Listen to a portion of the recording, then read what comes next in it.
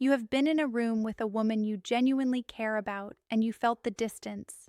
Not a physical distance, something quieter than that. She was right there, close enough to touch, and yet something in her had gone somewhere you couldn't reach. And the more you tried to close that gap, with humor, with a question, with a hand on her shoulder, the further away it seemed to pull. You told yourself it was her mood, or the week she'd had, or something you'd said 3 days ago that you hadn't quite resolved. But here is what no one has told you, and what the neuroscience of intimacy makes absolutely clear. The gap was never about any of those things. It was about her nervous system, and there is one specific shift, one that almost no man over 50 ever makes, and that women experience as something close to magnetic, that changes everything about how she feels in your presence. Stay with me, because what I'm about to explain will reframe every assumption you've been carrying about what makes a woman feel deeply connected to you. My name is Dr. Mary Edwards, and I'm a psychosexual therapist with over 2 decades of clinical work in adult intimacy, attachment, and nervous system regulation. My practice draws heavily from Stephen Porges's Polyvagal theory, Sue Johnson's emotionally focused therapy, and the dual control model of sexual response developed by John Bancroft and Eric Jansen, and later brought into mainstream understanding by Emily Nagoski. In this video, I'm going to walk you through 3 specific, neurologically grounded shifts that create the felt experience of deep connection and emotional safety in a woman's nervous system. First, we'll talk about what her body is actually scanning for before she can feel anything close to closeness. Then, we'll get into the single most powerful thing a man can do with his presence. And this one, I want you to hold on for, because it is the thing that separates the men women describe as magnetic from every other man they've known. And finally, I'll give you a word-level tool, 3 specific phrases that land at the level of her nervous system rather than just her mind. Stay through to the third technique, because that is where the real shift lives. Here is the truth that reorganizes everything else. What most men believe creates attraction and connection, confidence, humor, achievement, even physical affection. None of those things work the way you think they do if one foundational condition is missing first. Her nervous system has to feel safe, not intellectually reassured, not complimented. Safe at the level of her autonomic nervous system. And that changes everything about your approach, because safety is not performed. It is regulated into existence through your body, your pace, your breath, and your willingness to be fully present without agenda. That is the one shift. Everything else in this video is the anatomy of that one shift applied to real moments. Let me tell you about a man I'll call Daniel.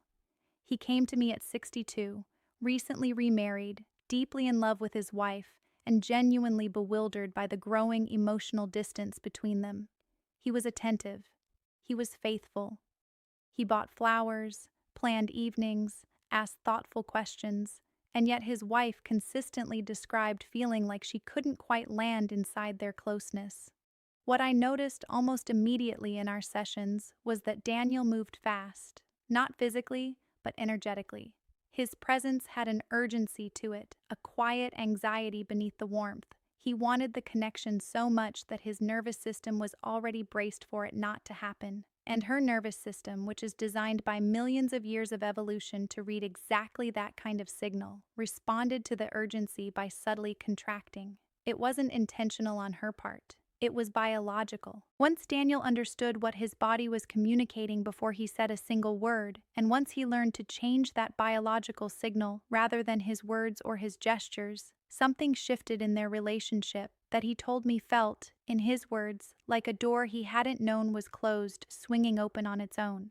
What Daniel learned is precisely what I am going to give you today in language you can use by tonight. Before I go further, I want to make sure you have something you can take into your hands right now.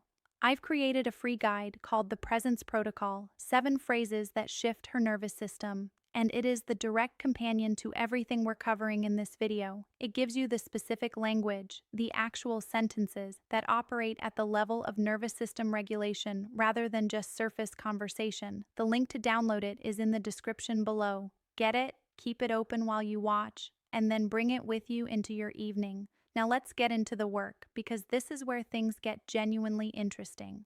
The first shift, and this one rewires the entire dynamic before anything else begins, before you've touched her, before you've spoken a single word, is the regulation of your own nervous system in her presence. I want you to understand the mechanism here, because if you understand it, you won't forget it.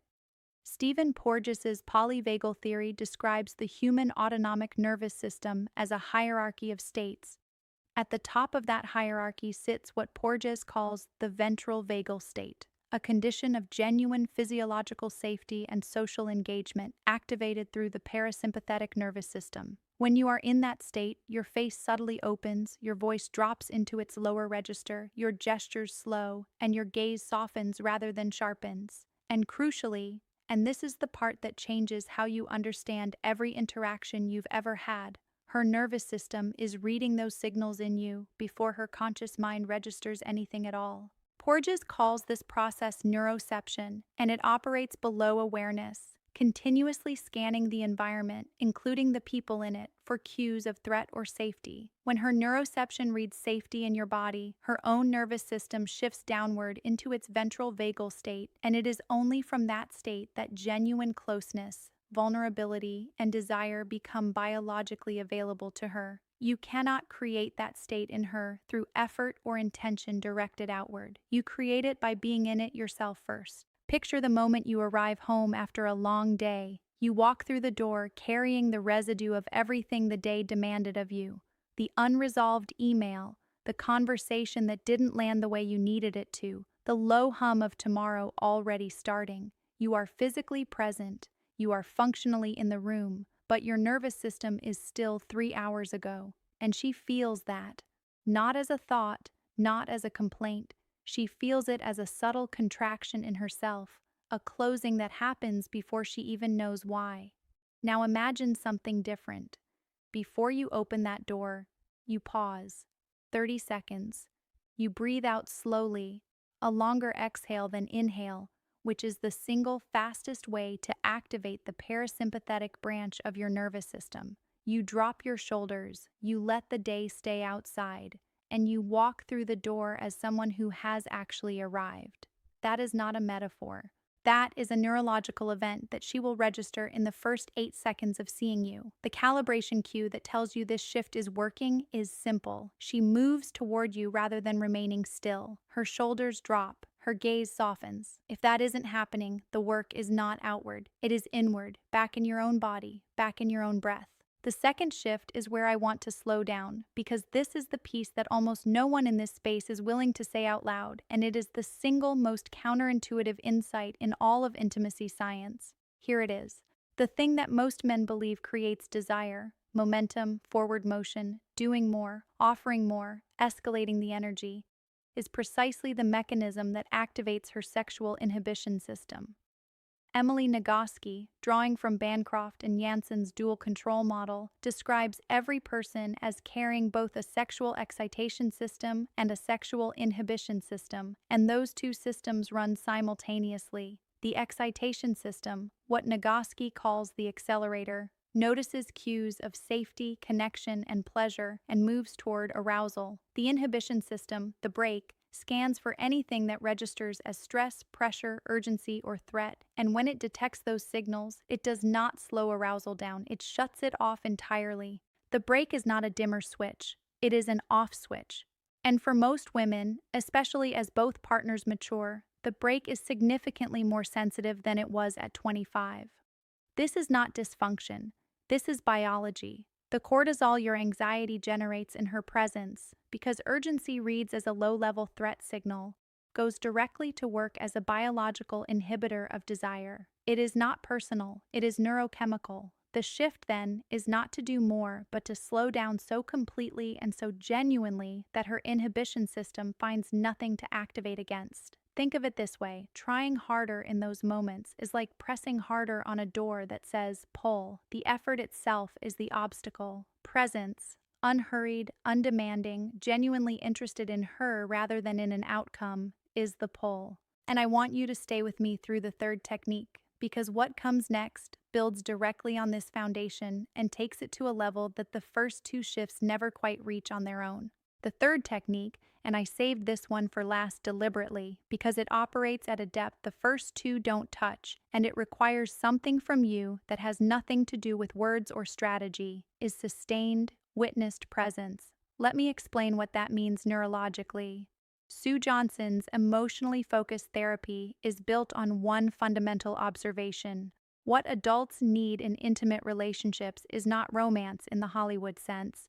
What they need is what Bowlby and Ainsworth first named as a secure base, the visceral, embodied experience of being seen, of mattering, of being held in someone else's attention with full consistency and without condition. When that experience is present, oxytocin, the neurochemical most directly associated with trust, pair bonding, and the parasympathetic activation that makes genuine intimacy possible, is released not in a single moment, but as a sustained state.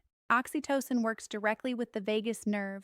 Porges' own research makes this clear, and together they create the neurobiological conditions for the kind of surrender that cannot be manufactured by any amount of skill or technique. It is not earned through a single evening. It is built through repeated moments of being genuinely, unhurriedly, fully present with someone and asking nothing back.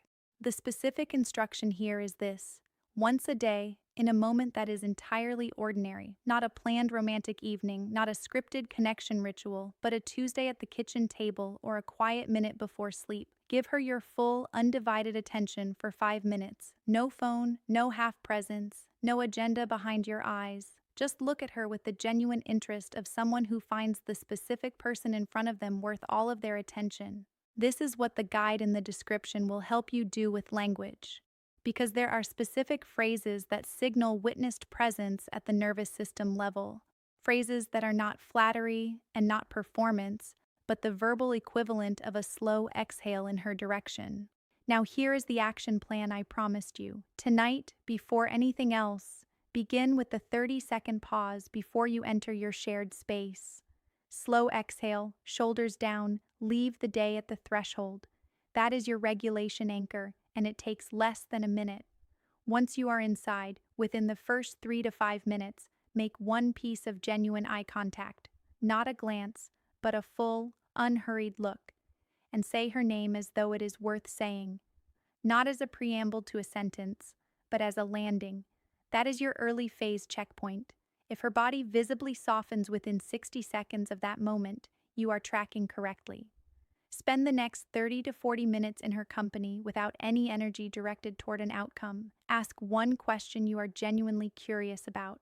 Not a check-in, but a real question about something she thinks or feels or wants, and then wait the full 10 seconds it takes for her to answer without filling the silence. Silence is not vacancy. Filled with your calm attention, silence is one of the most oxytocin-productive experiences two people can share. Your final phase checkpoint comes around the 30-minute mark. Notice whether she has moved physically closer to you than when you started. Not whether she has said anything particular, not whether there has been any explicit shift in mood, simply whether her body has drifted toward yours. That is your nervous system feedback loop telling you the regulation is working. What you are building with this kind of consistent presence, carried across months and years rather than single evenings, is not just intimacy. It is the experience of being with someone inside whose presence you can fully exhale. And that is one of the rarest and most irreplaceable things one human being can offer another. Here is what this all comes down to, stated simply after everything you've now heard. Deep emotional and physical connection is created through nervous system safety, not through effort or escalation. Desire is built by removing the brake, not by pressing harder on the accelerator. Oxytocin, the neurochemical that makes trust and surrender possible, is released through consistent, witnessed, unhurried presence, not through grand gestures. And the most powerful thing you can offer the woman in your life is not what you do for her, but what your body communicates to hers when you are simply in the same room. These are not romantic ideas. They are neurological realities grounded in decades of peer-reviewed science, and they are entirely within your reach, starting tonight. What this knowledge makes possible, applied with genuine consistency, is a relationship in which both of you feel genuinely known, not just loved, but known. And that is a different and deeper thing entirely. Tonight, before anything else, take 30 seconds at the threshold of your shared space. Breathe out longer than you breathe in. Arrive. That is the single action I want you to take from this video. It is small, it is physiologically real, and it is the first step in the shift Daniel made that opened that door.